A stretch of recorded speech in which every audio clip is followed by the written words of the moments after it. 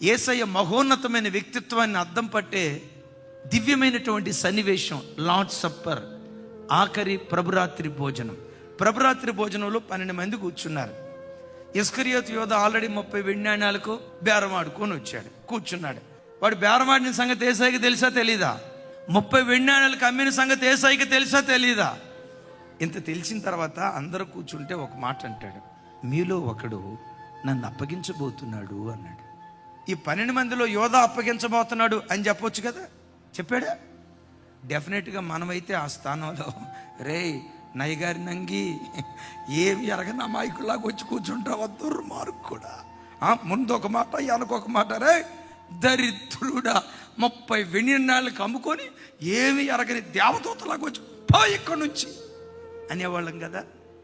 తప్పు చేసినోడిని కూడా మాటలతో నలుగురు మధ్యలో కించపరచడానికి యేసయ్య ఇష్టపడలా. తనను అమ్మటానికి ప్రయత్నం చేసిన వాడిని చులకం చేయలేదండి.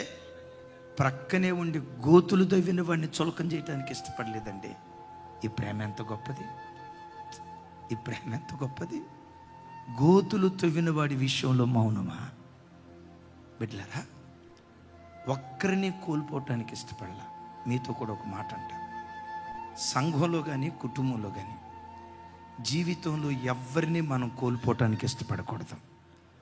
మనకు అందరూ కావాలి, మనం అందరి వారిగా ఉండాలి.